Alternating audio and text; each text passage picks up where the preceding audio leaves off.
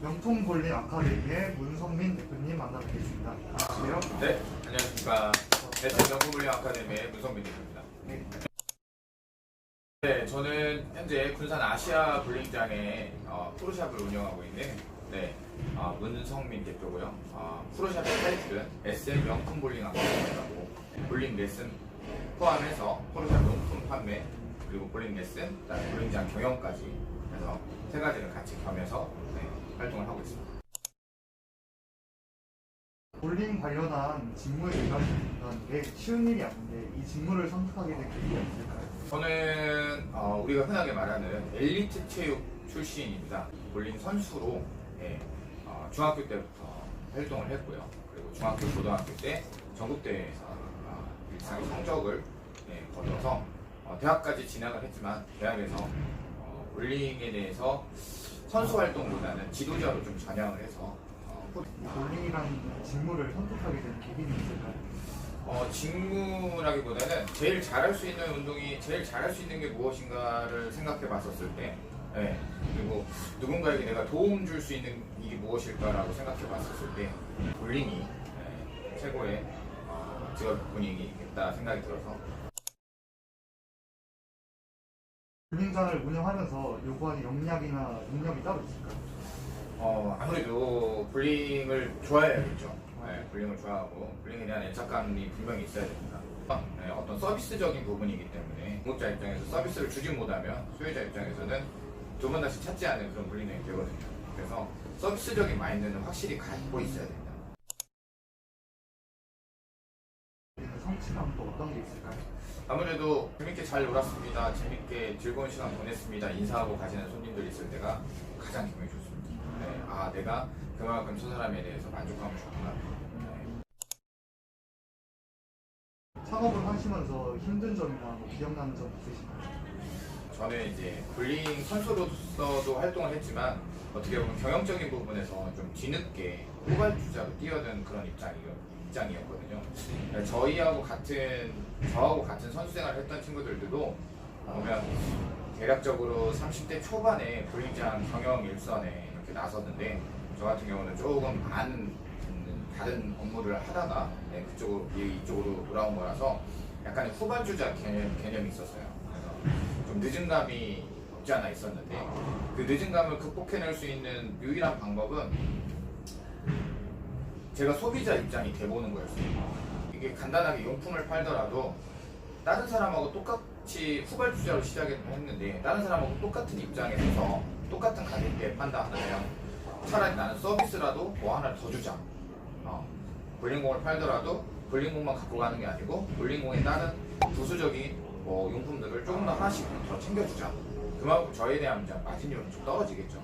그래도 그런 부분으로 이미지를 각인을 시켜놓으면 한 번 고객이 두 번 오게 되고 두 번 고객이 또 다른 고객을 이렇게 유치를 하면서 자연스럽게 영업적인 부분에도 늦게 시작했지만 성공을 후에 있어서는 좀 더 만족감을 크게 가질 수 있다. 창업을 시작할 때 가장 중요하다고 생각하는 게 있다면 어떤 게 있을까요? 제일 먼저 했던 게 이거 창업을 할 때 제일 먼저 했던 게 시장 조사, 현장 조사. 그 현장에 대한 분위기나 어떤 그런 것들을 전혀 모르는 상태로 어떤 창업에 준비를 한다. 그러면 정말 맨 땅에 헤딩한다라고 표현을 할 수밖에 없는 거거든요.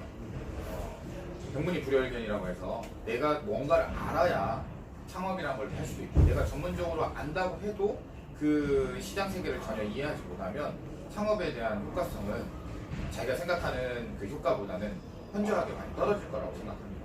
그래서 시장적인 부분도 그런 현장성을 먼저 파악을 해야 될 것 같고 그 두 번째는 현장성에 맞게 자기에 맞는 그 커리큘럼을 정확하게 짜야 된다고 판단합니다. 그 커리큘럼은 여러 가지가 있겠죠.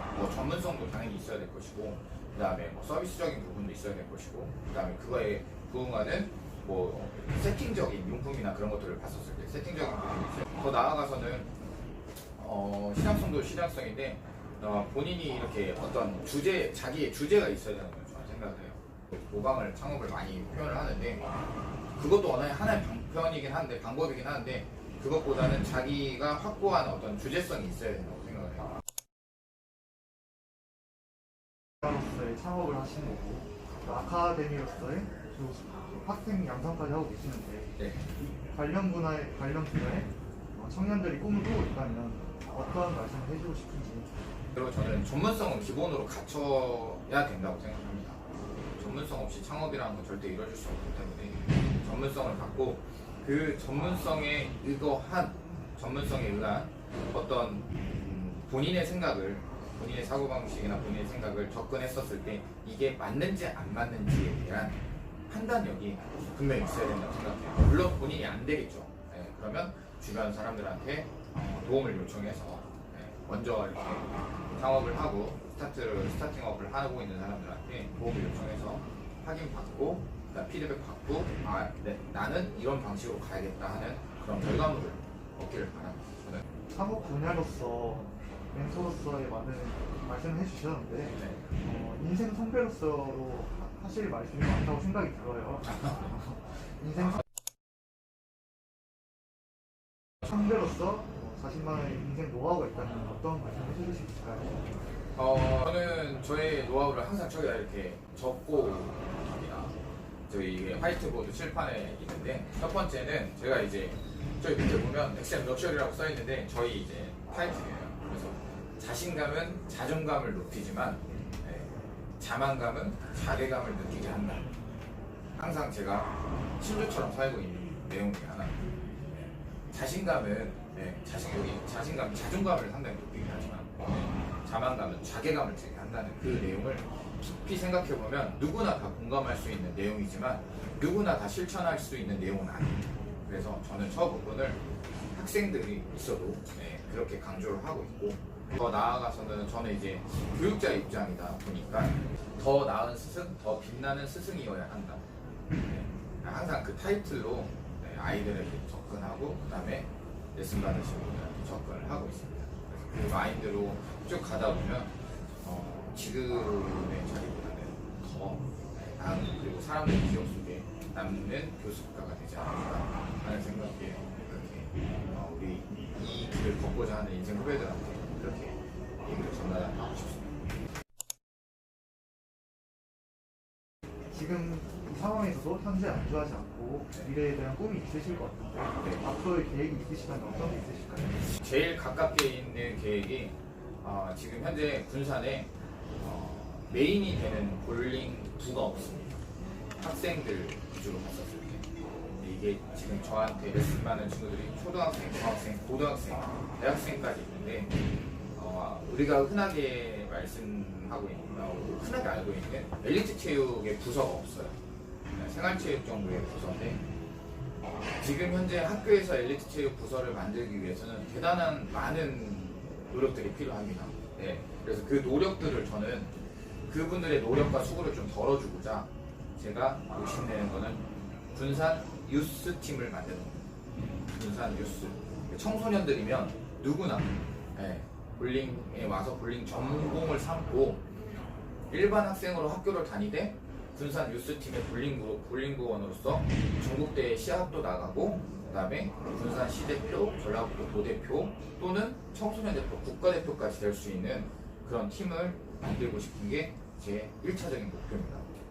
그렇게 해서 1차적인 목표를 채우고 그 부분에 있어서 어느 활성화가 되면 작게는 초등학교, 중학교 팀, 중학교 넘어가면 고등학교, 대학교 팀, 더 나아가서는 실업팀까지 상단을 하는 것을 목표로 하고 있습니다. 그렇게 하기 위해서는 이렇게 인원수들이 이렇게 잘 이렇게 채워져서 올라가야겠죠. 그래서 그 부분을 1차 목표로 하고 있고요. 그게 이루어지고 난 다음에는 이제 저는 처음에는 군산 뉴스팀으로 시작하지만 제 이름 석자를 건 사단을 만들고 있는 게 목적이에요. 문성민 볼링 사단. 마지막으로 군산대학교 학생들에게 하실 말씀 있으실까요? 이제 사랑하는 우리 후배님들한테 전달드리고 싶은 얘기는 주어진 환경에 매사 최선을 다하고 있는 걸 알고 있습니다. 그러다 보면 분명히 힘든 것도 힘든 시기도 겪고 겪게 될 것이고 힘듦도 부딪히게 되는데 그 힘듦이 다가 아니라는 거죠. 네. 저는 되게 학교 다닐 때 이게 또 나대로 얘기가 이렇게 전환되는 분위기인데 학교 다닐 때 되게 엄청난 불우한 학우 중에 하나였습니다. 네.